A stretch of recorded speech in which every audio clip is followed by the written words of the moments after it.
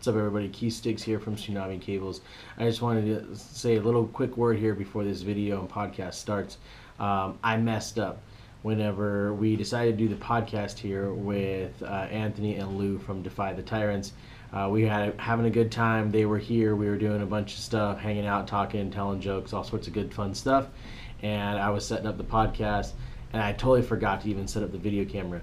So there's no video for this podcast. So again, I do apologize to everybody. I especially apologize to the guys from Defy The Tyrants, Lou and Anthony, who are both here. But definitely check out the audio. So here's the audio from Sound Off with Stixx podcast. And thanks again. I appreciate it. Peace. What's up, everybody? This is Sound Off with Stixx. This is Keith Stixx, owner of Tsunami Cables. And I'm here. This is podcast number 3, and I'm here with the boys from Defy The Tyrants. What's up, guys? What's up, bro? How's it going? Howdy. Alrighty. So why don't you guys both just introduce yourself and talk, give a little history on you starting out with the band and where you started with music and all that shit. Cool. Well, I'm Anthony. Anthony Esparza. I play guitar for Defy The Tyrants. And my name is Lou. I help manage, book, and all around helping with the band. And I like to party. Yeah, party a lot. Love it, as we all do. That's awesome. Good shit. So Anthony, when did you start playing music, playing guitar? I started playing when I was 13. Okay. Pretty much the way the story goes is my little brother got into 7th grade, and we had a mariachi program at our school. And cool. he was really, really into like impressing my dad. Because he was like a little daddy's boy. Right. And so he started off playing vihuela in mariachi. And I was always more like the rocker dude. He was always more hip hop, cumbias, things like that. So I was like, well, what kind of music does my dad like? He likes like Black Sabbath and Zeppelin and Santana. So I was like, all right, cool. So I actually told him I wanted to play guitar. So we bought a little shitty Black Johnson guitar, classical string. Oh, okay. And started taking some classes. And my goal was to learn Oye Como Va by Santana to show my dad. And I did not anticipate not knowing how to play like Santana when I was 13 years old, like 2 months into playing guitar. And when I finally learned the chord progression, I told my dad, I know how to play Oye Como Va, and he's expecting me to like play this grand solo, this Santana solo. And so I sit down and I'm like, dun, dun, dun, playing the chord progression. I'm like, dun, dun. Oh, wait, hold on. Dun, dun, dun. Hold on. And he was like, okay, mijo, that was great. That was awesome. And I was like, I went upstairs. I was like, man, fuck this shit. I'm going to learn how to play Metallica or some shit. And then it kind of took off from there. And then my goal, I wanted to be a rapper. Because I was really into Linkin Park at the time, Limp Bizkit, Rage Against the Machine. Those were my bands. So I wanted to be a rapper and just wanted to play guitar, learn how to like just write my own songs and teach somebody else what I would want to play. And then when I was 15, the guitar player of my band quit, and we were like, well, fuck, no one else is going to want to jam with us because, we suck. And so that's when I just kind of started taking it seriously. I started learning like scales and exercises and things like that, and just kind of built from there. Cool. And that's pretty much how I started. I started off with a little shitty Line 6 combo Spider 2 amp and a little what was it, a Les Paul wannabe guitar from Target. That wasn't a Les Paul. It was like some other like First Act or some shit. And over the years, kind of built it up and everything. It was like a Les Juan. It was a Les Juan. Les Juan. That's good. That's good stuff. Lou, how about you, man? Oh, me. My whole thing started when like my mom brought home like a little shitty guitar from TJ. Nice. Okay. Little acoustic ones. That's how it starts for a lot of us in South Bay. We started playing with it, and like me and my brother would fight over it. So for Christmas, we both got a little electric guitar First Act case with a little the little tiny speaker, 5-inch speaker. And me and my brother were always competitive because he's 2 years younger than me. And, we had friends that played guitar, and we're like, my first song I learned was "Smoke on the Water." Yeah. Nice. Yep. Yeah. And then kind of just threw it to the side a little bit. I was like, I don't know, 6th grade. And then when I went to middle school, I'm like, oh, they have a music program. Cool. I want to go learn how to play guitar because I have a guitar at home. And then I found out it was like beginning band, no strings. So yeah. So I was like, oh, I signed up for this fucking Here's class. a trumpet. Yeah, I'm like, I want to learn to play guitar. Yeah. They're like, no. So like, it's funny because I wanted to play trumpet. I'm like, what's the most annoying? Yeah, right. The most annoying instrument. Yeah, if I have to be here, I'm gonna piss people out. And then the rebel teenager. Yeah, and the teacher caught on to it. He's like, if you really want to be annoying, go on percussion. I was like, Oh, there you go. all right. Learn how to play a little xylophone, you know. Oh yeah. the little songs. Yeah, that's funny. I went to high school. For some reason, they saw out my transcript I was in beginning band. Yeah. It was shitty, very shitty. They threw me in a freaking concert band and a marching band. I was like, oh, what? I don't know how to play, but all right, that's cool. I heard, band chicks are kinky. And then when I get being there, surrounded by musicians, play a couple of the guitar. Yeah. It was a guitar club, at the rec center across the street from high school. So we all go hang out there as musicians, and I picked up the bass because I was the shittiest musician there. You play bass. Yeah. So like I said, I was learning percussion. I learned how to play drums and stuff. Right. And joined the little jam group. We learned Jimi Hendrix songs. The main guitar player liked Jimi Hendrix. Right. So we learned all the Jimi Hendrix, all the AC/DC stuff, and then the music director, he was like looking for a bass player for one of his shitty little punk bands. I was like, oh, I'll play bass. And that's how I started playing guitar or bass guitar. Yeah, bass. Very cool. That's awesome. And now your role with the band is mainly just doing the booking and doing all the manager stuff, right? Yeah. Well, very cool. Started off because I was in a band with the drummer and the guitar player, Brandon and Alex. That's right. And then I moved away. Everyone moved away. Blah blah. I moved back, and him and the guitar, Brandon, the drummer, and the guitar player, Alex, was hooked up with Tony to start playing Defy the Tyrants. Well, all this is cool. I'll just stick around. I'll help with loading and shit. Mm-hmm. I wanted to be the drummer's drum tech. Gotcha. Okay. I wanted to be part of the group. Yeah. I'm like, I want to be part of the group. Yeah. And then slowly, Tony's like, "Fuck that! You're managing." I'm like, "Oh fuck." Okay. That's how it went.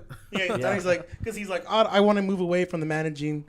I want just to play guitar. I was like, I guess I'm forced into this situation. All right, I'll do it. Yeah, it's a lot, man. I mean, I did original bands for quite a few years, and yeah, man, doing having that.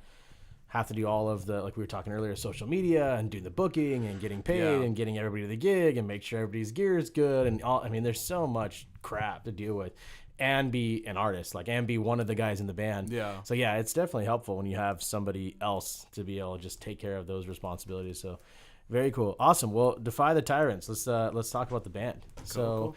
When did the band get started?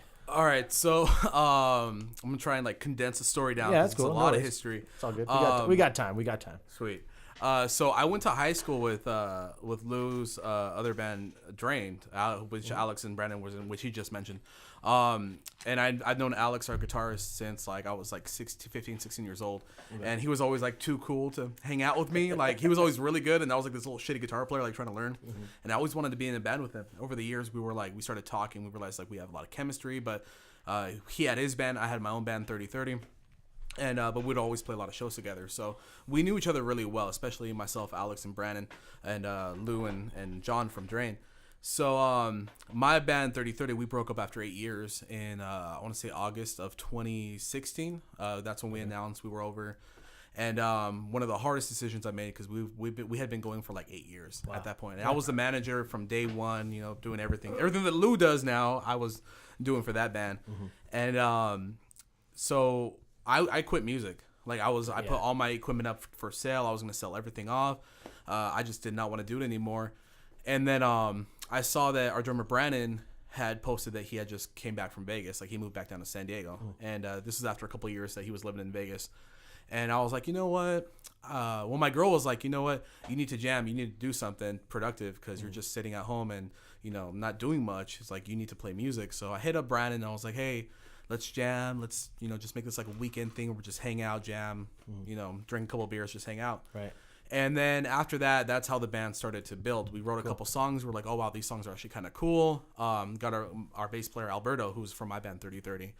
And then about a couple months later, that's when Alex, our guitarist, and Chris, our vocalist, came into the band. And they both came in within weeks of each other. Nice. And then pretty much within 6 months, we had a full lineup. We had a set of songs ready to record.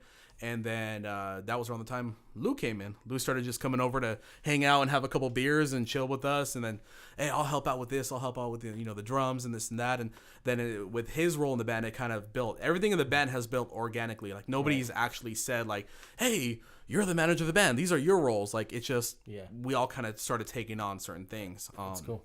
So And that's all led up to now, pretty much. Now we're getting ready to record our second EP and released 2 new singles the last couple months. So it's been a great build for us this last year and a half. Very cool. Nice, man. Well, and you guys just had a pretty killer show with OTEP, right? So so talk a little bit. We were talking earlier about the show a little bit and how crazy it was and stuff, but the audience wasn't a part of that conversation. So how was that show? It was nice. It was it was packed. Right.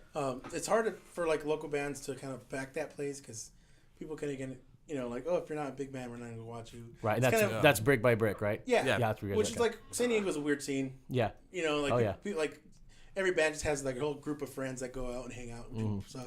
Like you have like the death metal clique, you have the thrash metal clique, right. And if you're not either of those 2 cliques, like you don't fit in with the San Diego scene. Right. Like there's no more metalcore scene. There's no more there's no gent scene in San Diego. Like if you're not death metal or thrash metal, like you just don't fit in. Gotcha. And that's just how it is. And the thing for it is now, like, because like Brick by Brick is really killing it with their lineups. Like, they have Phil Ensemble coming to town. They have just cool bands, and like all the local bands are getting all the love because you sell tickets. Right. Everyone wants to go to shows, so like, of course. So the scene is really building up of big bands bringing themselves in and Brick by Brick booking local acts to fill in the spots. That's cool. And everyone just really killed it. All the bands brought up a lot of people, and the whole that floor was just packed with people. Nice. Really responsive, cheered, slam dancing. Yeah, very cool. Really responsive. Yeah, it was one of our currently like probably our best show. Like, cool. And the set didn't even start off great. Like we because like we were like halfway into the first song, everybody's pumped because we started our set, rung everything out. Everyone's like, oh my god, and we're getting down and doing our thing. And halfway through the first song, both my amp and our guitar player's amp, Alex's amp, had just. It stopped. They stopped working. For some weird reason, they stopped working. We don't know what the reason is. That's crazy. Because we start fiddling with things, and they start working out of nowhere at the same time. And at the end of the night, it was just perfect. Yeah, because it was this one part where like I was supposed to play a riff like by myself, and the band would kick in, and it's like, all right, here we go, and dun, and everybody was quiet. I was like, fuck. So when I had to go over and wiggle the thing, and I look over and I see Alex is with Lou, and they're trying to figure out what's going on. I'm like, shit. And then we got that kind of like that pity clap. Like everyone's like, yay, you go, guys, go. And we're like, no, fuck this. And at that point in my head, I was like, this is going to be a train wreck show. Like we screwed this up. Yeah. And then like the end of the song, we had the crowd back, and it just kind of built throughout the 25 minutes that we were on, and we just kind of took over. And that's cool. That's a little like overconfident to say, but like everyone I know has said that like, dude, like you guys won the crowd over, like we were the band, and that was super cool to kind of have. Gained a lot of fans that day. Yeah, people were buying shirts. Nice. Yeah, that's always cool. The media spike, social media spike. A lot of people checking out the band, which was really the reason why we even play these shows. Yeah. Of course, yeah. People were posting videos, sharing Very videos. Cool. There were personal videos on YouTube, on Facebook, and on Instagram, and nice. It was really cool to see. Like, kind of cool to get that kind of like that acknowledgement from people. Because especially when you're a new band, you don't always get that. You see that from like some of the older bands in San Diego that they have like their own following and their own people that do their thing. For us, it's like we were like, well, do you guys know that person who posted that video? I was like, no, we don't know. I'm like, holy shit, that's really cool. And that's like multiple people and things like that happening. It's just really cool. Like, so for some reason, like the band is vibing with people. Yeah. Like we're still trying to put our finger on it, but it's pretty cool. It's pretty cool to see. Yeah, it's cool. Yeah. Well, I think, a lot of times whenever you're doing it honestly and you're doing it for like the music, you know what I mean? Yeah. Like, you're not just doing it just like, oh, we're going to get famous or whatever the fuck, it's like we're doing it for the music. We don't really give a shit if we're only playing local bars or whatever. Yeah. This is what we want to do. People buy into that stuff because they see it's authentic. They see that it's there and it's authentic and that kind of thing. Very cool, man. Do you guys have any other shows coming up that people can check you out in the next couple months? Or we're actually playing on September 14th, which I think by the time this episode comes out, it'll probably be after that. Yeah, but it's all good. Space Bar. The Space Bar in El Cajon. Brick by Brick presents. Yeah, so Brick by Brick is running the show. Oh, cool. Okay. Which is another great opportunity they give us. We're going to be opening for Insight and Lottie Kong. Okay. And for anybody that doesn't know those bands, Richie, who's a singer for Insight, and I think Zion, who's a drummer for Lottie Kong, they're the sons of Max Cavalera. from Soulfly Sepultura. And I've played with Lottie Kong before, and they're super, super cool dudes. And so we're pretty much playing with the Cavalera boys, which is going to be pretty cool because we're all big Soulfly Sepultura fans. Like our first song that we put out as a band that we released was a cover of Roots Bloody Roots by Sepultura. Okay. So it's kind of like a circle. It kind of goes back around. And then after that, October 27th, right, we're going to be playing at Pure Platinum, which is a strip club here in San Diego. Right. Which is going to be pretty cool, too. They have their own little like side stage venue. Yeah. Which still attached to the actual strip club. Gotcha. So you have entrance for both. Nice. Okay. And we played there before, like in our own bands. Yeah. Prior to this. That was awesome. That's pretty cool. Half naked chicks walking around.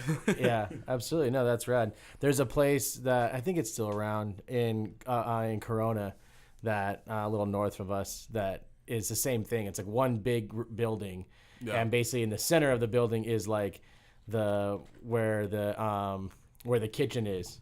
But the kitchen serves the bar and the strip club. So on the left side is the strip club, and the right side is the bar where the venue is. And awesome. So there's the bands I've played in before. Numerous times we would be, playing for, the strippers at the end of the night and the bar staff. And that's like the only people that were there, to see us, whatever. So yeah, I totally get that. So very cool, awesome.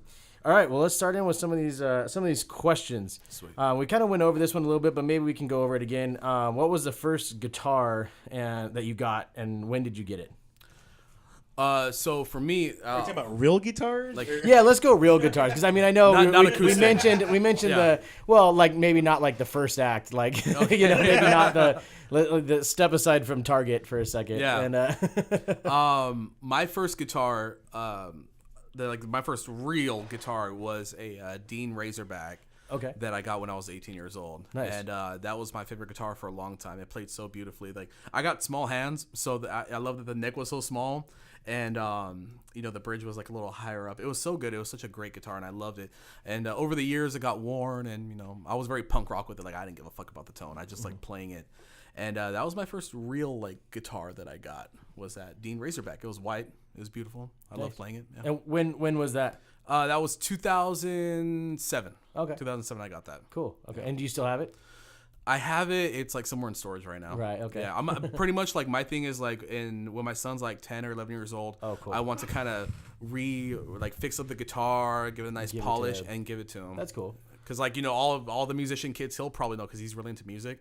He's gonna be 6 years old, but he loves music. Right. I just think all of his little friends will have their little first act guitars or whatever, and he's gonna roll into school with a big ass Dean Razorback. Yeah, it's a huge guitar. Yeah. That's rad. That's awesome.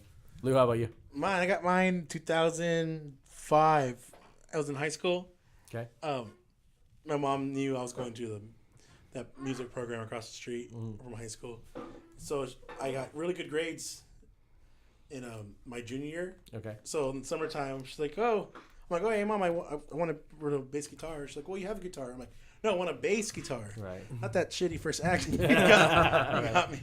She's like, "Okay, well, I seen you got really good grades. Let's go to the Whitaker's." There was called on 3rd Street, 3rd Avenue. Okay. Now it's Harper's. Now it's Harper's. Now it's Harper's. Yeah. They had this.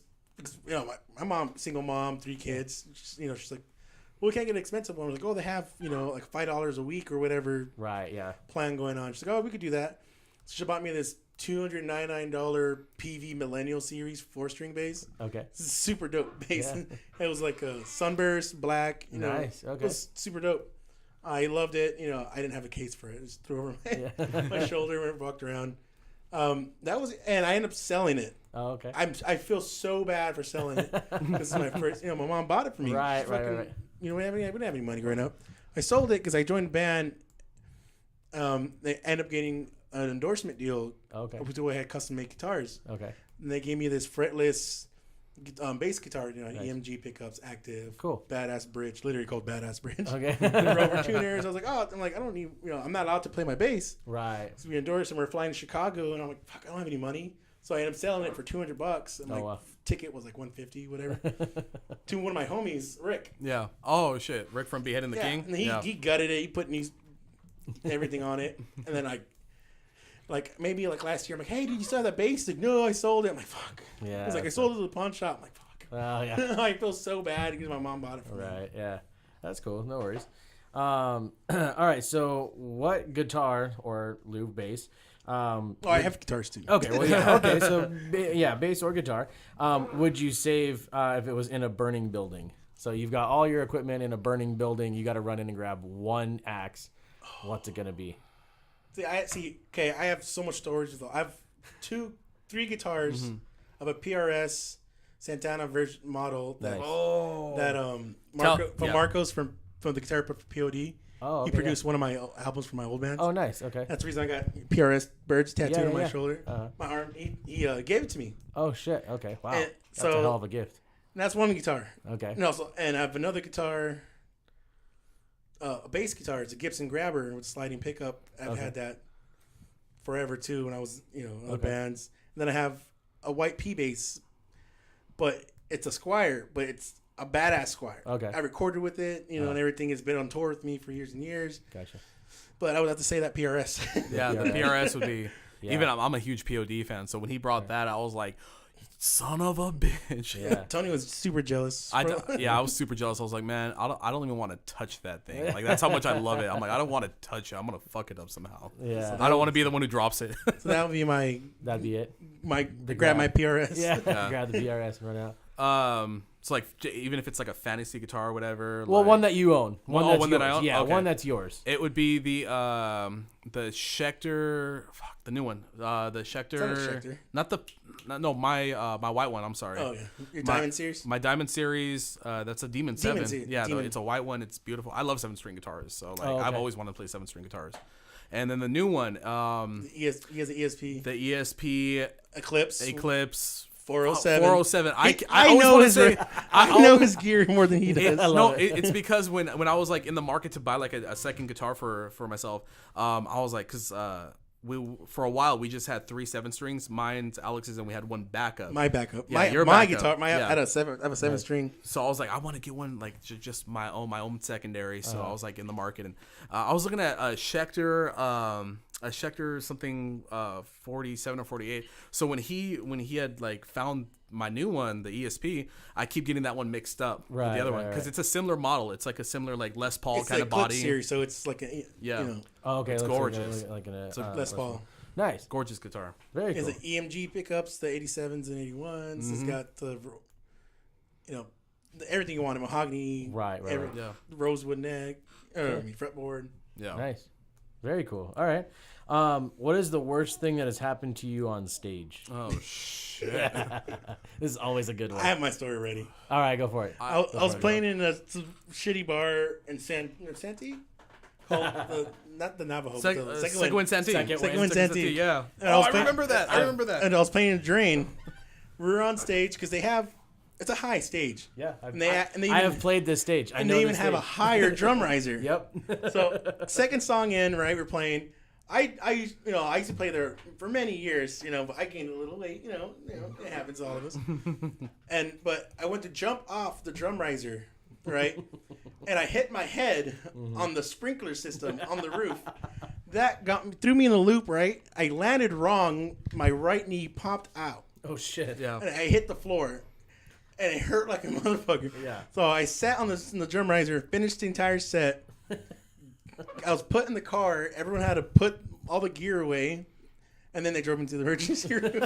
I remember that because I was outside smoking a cigarette. We were playing with these guys. Yeah, I think they went on before us because we were all outside. We were all waiting by our gear, and I'm right out there smoking a cigarette, and somebody comes up to me, dude, Lou got hurt, and I run in, and I see him just sitting on the drum riser, just in so much pain, playing like the in whole agony, and I'm just like, oh my god, like should I do something? I'm like, I don't know what to do. Yeah, that's crazy. My the guitar player in one of my bands, I grew up in Santee. So the guitar player in one of my bands when I first started out, a great friend of mine for a long time, he used to work at the smoke shop right next to there. Yeah, it's funny. Yeah, and then I had whenever I got back from college, I had a like little recording studio at a business park that was right around the corner from there, from where that little strip mall is right there. So yeah, I totally know the place very well. So Tony, how about you, man? I got two quick stories. Okay. Two very quick. No worries. The first one was the first show for my my band 3030. This was like 2008, 2009. So we had been preparing to play live for like a year. Like we were together for a year, just writing songs, prepping, and so our first show was at Ramona Main Stage. Okay. And we were opening the night. We had a bunch of our friends there. Everybody was ready to go. I'm going forward. The week leading up to the show, my drummer had quit. He had like this mental break or something. Nice. And he fucking just bowed out. And I had to call a drummer friend of mine from high school. I was like, "Hey, bro, I'm in a weird fucked up position. Can you come out and help us?" And he was like, "Sure." So he learned all the songs. We were playing 6 songs. He learned them all. We practiced the day before. Sounded super tight. I was super impressed. We get to the show. We're ready to go. And like a half hour before we were supposed to go on, our old drummer show up, the drummer who had quit that week. He was like, I'm here to support. And he goes with my new drummer and he's like, hey, dude, like I got some mad weed you want to smoke? And they went around back. This dude like got him so freaking high that when they actually came out, like when we were getting ready to go on, my drummer sat down on his throne and I'm like, are you good, bro? Are you good? And he's like, yeah, I'm good, bro.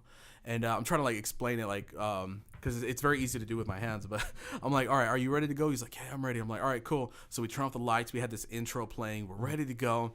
And then the set would start with like this big drum fill, this big like Dream Theater-ish drum fill that he would do. Okay.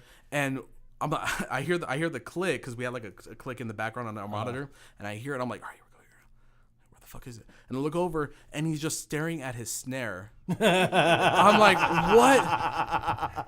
That's great. And then our bass player had no clue what was going on, so he started playing, and it was like a train wreck. It was like, and then our singer started singing. And I'm like, hold on, guys, hold on. And our old drummer actually had to come up on stage next to the drum set and clap for him, like to count. And it was the most embarrassing thing. This went on for a half hour. Oh my God. It was so bad. And so that was the first show with that band. I'm surprised it wasn't the last. Yeah, it wasn't the first and last. I was so depressed. Like going home that night, I was like, oh my God. And actually, the second worst show was the last show that I played with that band, 3030. Was so we had a show at Brick by Brick. It was the second to last show that we played with that band, and I'm never on my bass player's side. Because the way he moves offbeat to the music, and he has his own way of performing, which is cool. Okay. But he's not like a dude who just sits there and headbangs. Right. So I'm never on his side, and we're big dudes. And he ends up kind of like walking towards one side of the stage, walking toward the other, and I didn't see that he started tangling my cable with his. Nice. And so it was like the solo of the last song. I go to get ready to play my thing, and I go to like jump onto the we had like a small riser that we had, and I go to jump on it, and he's in my way. He crosses me right as I went to go put my foot up, and I end up tripping onto the floor. The head of my cab comes out, slams onto the floor. My guitar like cracks. It cracks. One of the strings popped, and I was like, oh my God, dude. And then my leg was killing me so bad. Like the minute we finished, I went to the green room and I just laid there screaming. I was like, oh my God. It was so bad. Those were the. We haven't had a bad Defy the Tyrants show yet, like a really bad show. Yeah, knock on wood. Yeah, knock on wood. The last one had potential. It had a little potential. Yeah, that's crazy, man. That is really crazy. Yeah. I think that so far as of episode 3, I think that takes the cake. I think you are. I think that one. Yeah, it was terrible. Cracking the guitar, knocking the head off, like tripping. And what was worse is somebody actually had video of it. That's great. I forget who it was, and we were like, dude, like it was going so well for the show. Like people were headbanging, we had a little pit going, and that happened. I was like, oh my God. All right. What advice would you give the younger self? So, a younger guitar player, if you had a chance, like your younger self. Ooh, a lot. I'm trying to think of like one thing. Fuck. I'm trying to think. You got something? I'm trying to think of mine. I'm like, do you got something? Oh, me was, my younger career, or myself younger in the career, I was in a touring rock band. I just got lucky to jump in. My first band was, go around the tour. What I would have told myself is to take advantage of the people that I never met, build contacts. Right. Even though I had someone else in the band doing that for me. Right. I wish I had built my own contacts because, right. Eventually everyone splits, does their own thing. I wish I would have gain numbers, emails, right, for when I go out there again for the different band. absolutely, yeah. So that's what I would tell myself as a young. Yeah, absolutely. Yeah, I mean it's a huge business, and and that's it's a lot of it. I mean, even though it's such a big business, it's still so small. Everybody knows each other and everything like that. So yeah, man, I can totally can get that. Absolutely. Mine would be to be patient. Yeah, be patient because with this band, I'm so glad, and I'm not just saying that because Lou's here, but I'm just so glad that everything's happened because I've been patient. Right. I didn't want to rush into getting a song done. I didn't want to rush to getting a band member. But in like my previous bands, I was so desperate to like, oh, we got a show in 2 months. I need to find a guitar player by then, and I would bring in the first person that I knew and make him like an official member of the band. And I did that so many times. Like I was pretty much like the Dave Mustaine of San Diego. Like we went through 38 members of that band, and so I would just say be patient and just find the right people to play with. Even if they're great musicians, a lot of times the personality is just, they're not going to click. So it takes time, just be patient and just learn from the people that you're playing with. Absolutely. Absolutely. No, that's great advice. What is a favorite piece of gear? So it could be a guitar, could be an amp, could be a pedal, could be anything. What's your favorite piece of gear? Mine would be my wall pedal. My Kirk Hammett signature Dunlop. With the little foot. With the little skeleton foot. Yeah. I got that in 2015. I got that in 2015. And it's been like one of my main pedals. Like I use it on almost every song. Because I love Alice in Chains, Jerry Cantrell. Okay. I love Godsmack, Tony Rombola. I love Kirk Hammett, like the guitar players that use the wah a lot to also add their own style to it. Not just like to drench it, but they add like a flavor to it. So I've always loved having a wah pedal, and I had a Digitech wah pedal for a long time. But the KH is just it's high treble and it sounds so good. Very I love it. Okay. Lou? Mine is my little orange Tiny Terror 15 watt. Nice. Yeah, man. My buddy came with me to go buy it at Guitar Center in La Jolla. And it was like it had a broken knob on it, so it was one of those floor models. Nice. So it was like originally a $625 head. Right. Had it for like $320. There you go. And like, I never had good gear growing. Right. I was always a bass player, so I always had solid state, shitty SWR heads. Gotcha. Okay. Gallon Kruger heads. So when I decided I wanted to start grabbing guitar gear, I'm like, fuck. I want a guitar head, I want a tubed one. I don't want no, Fender Mustang, shitty little solid state. I hate solid state. Yeah. No, I hear you. So I'm like, if I want to be serious about this, I'm going to get a tube head. Yeah. So I saw that, but he's like, grab that. Get that. So I was like, all right, it's my first step as jumping in as a serious, musician player. I was like, hell yeah, I'm good at this. It has 3 tubes in it. Yeah. But we're using that because Tony, he's a solid state king. Okay. He loves solid state. Because Dimebag Daryl. Yeah. I'm like, no, dude, you're using this head for Defy the Tyrants. So ever since day one, Tony's been playing. Oh, that's cool. My gear. Yeah. Nice. Because we're using this crate 412 for a while, which sounded great because I think it had some Celestians in it. Okay. Yeah. Even though it was crate, I hate crate, but it had sick ass speakers in it. Yeah. So with the combo of his 7-string and the orange head, we turned it up to 12. Yeah. Oh, yeah, absolutely. It sounded good. It sounded great. It still sounds great. I bet. The only reason we stopped using it, because Alex, the guitar player, uses a 5150. Gotcha. 120 watts. Yeah. Versus a 15 watt. Right. Yeah. The headroom just isn't there. It did its job. Mm-hmm. Yeah. We played a couple shows with it. Yeah. And then I had found this deal for a PV Classic 550. Okay. 50 head. Okay. I got it for $100 with the cabinet. Nice. Some tweaker deal in Lakeside. So I was like, sick. I get my little orange head back. Yeah, right. Yeah, that was the real reason why you got it. Yeah, it's on my kitchen table right now. Nice. I get to see it every time I walk in. I'm like, hey, what's up, buddy? Oh, yeah. That's my favorite piece of gear. That's awesome. That little orange head. Yeah, absolutely, man. No, those things are badass. The little cheapo orange. Yeah, I seen that. I think it's cool. A little 8-inch speaker. Yeah, exactly. That is tested. I used to run every cable that I'd put out through that just to make sure, run a guitar through it. Cool, it works. Test it and continuity test, all that kind of stuff. So, awesome. Here's the last couple of questions, and basically just real quick, first thing that pops into your head, nothing. It doesn't need to be a long, drawn out story or anything crazy. Got it. What is your favorite word? Fuck. Yeah, that's always a good one. I love that one.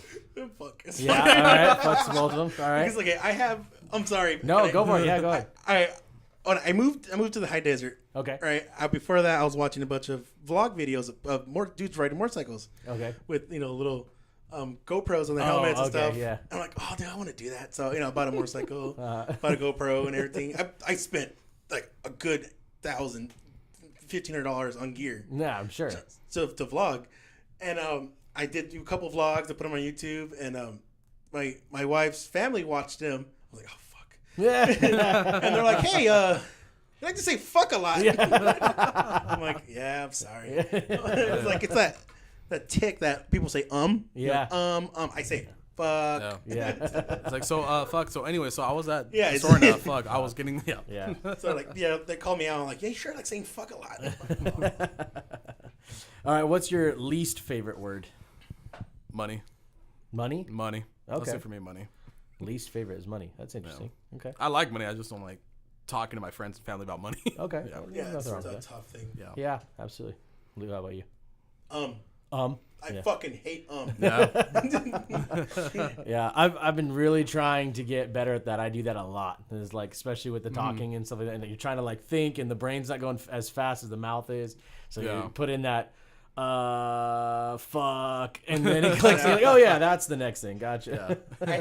Growing up, I stutter. Yeah. I can understand that. My brain just wants to spew out words. And I went to the middle school. I went to school for it, like a remedial, not remedial, right. I know what you're talking about. Speech school. therapy type stuff. Yeah, speech therapy. There you go. And they taught me to slow down, Right. think before I talk. I'm like, fuck no, I ain't thinking. Right. So then they taught me why people say because they don't like silence. Right. So they fill in silence with something. So is the most natural thing for everybody. Right. And after learning that, I hear it everywhere. It's something like, now you know trigger. of it. Yeah, like, exactly. So I hear somebody hear something, I'm like, fucking say That's great. I do that. Awesome. I do that a lot on my own podcast. It's like so hard. Like I'm trying to practice it too. Yeah, it's difficult, man. People that do it well, like do podcasts and do speeches and stuff like that well. I mean, they have something. It's crazy. It's definitely something you get better at. You know, as the more you do it. Let's see. I almost just said right there. See, now you're aware of it. I know. Now I'm going to be like, every time Lou's going to punch me in the face when I say again. Which is what's cool about YouTube, jump cuts. Oh, yeah. So you don't hear people say Right. Yeah, you can cut all that out. What profession other than your own would you like to attempt? So other than being a guitar player, what else would you like to attempt? I always wanted to be a zoologist. Oh, okay. That's cool. I always liked working with animals. I actually was a dog groomer for 5 years. Nice. Okay. The thing I hated about it the most, their owners. I hate people in that aspect. I can understand that. I always wanted to work, giving shots to animals and working at the zoo, to be honest. Right. And, I took marine biology classes and stuff sweet. like that. I just like being out there. Right. Because I grew up watching Steve Irwin. Yeah, absolutely. All that shit. Watching Wild Thornberries. Yeah. I always wanted to do that. That's cool, man. That's really cool. Oh yeah. How about you? Social worker. I love working with kids. I work at a school. Oh, cool. So I get to see. I work with at-risk youth. Cool. So I always think like, man, like if somebody was there when they were kids, if somebody would have said something, because I grew up not in the best childhood. Right. So like I've always wished I would have had somebody there to say something. So it's always been kind of a thing of mine, like maybe that's something I would want to get into in the future, or if I wasn't playing music. Right, exactly. That's cool, man. That's really cool. Let's see. If heaven exists, what would you like to hear God say when you arrive at the pearly gates? You here? You made it? Finally, Anthony has come back. Oh no. It's shitty because all the musicians be like, they went to hell. I kind of want to go to hell to hear all the sick ass musicians playing in a rock band. Right. Like, I went to heaven? What the fuck? Hell sucks, but the music is great. The music is good. The soundtrack is amazing. You have the Rev playing drums. Oh yeah. You have Jimi Hendrix playing guitar. It's like it's like the end of Little Nicky where everyone's rocking out. Yeah. Right. Absolutely. No, that's cool. Awesome, guys. Well, before we completely get out of here, where's a good place for everybody to find you guys online? Our Instagram, number one page for us. You can look for us. Our handle is at Defy The Tyrants. Hashtag Defy The Tyrants. We have YouTube as well. YouTube.com/Defy The Tyrants, or you can search Defy The Tyrants. Pretty much anywhere. We're on Facebook. We're on Twitter, iTunes, Spotify. Everything. Just type in Defy The Tyrants and we're there. Cool. We made sure that our music is accessible to everybody on all platforms. I think the only platform we're not on is Pandora. That's like the one avenue we haven't. I'm supposed to look into that too. It's a pain in the ass. Like our distribution only does like everything else but Pandora. We're even on iHeartRadio, which is weird. We're on DistroKid, right? No, we're on Root Note. Yeah. Gotcha. Yeah. Okay. Awesome, guys. Well, thanks for coming out on the podcast. Oh, I appreciate it. And if you're in San Diego, check out Defy The Tyrants and go to one of their shows. And if not, go online and check out their shit and like their pages and subscribe to their YouTube channel, all that good stuff. And other than that, thanks for coming out, guys. I appreciate it. Thanks for having us. And we'll talk to you guys soon. Peace.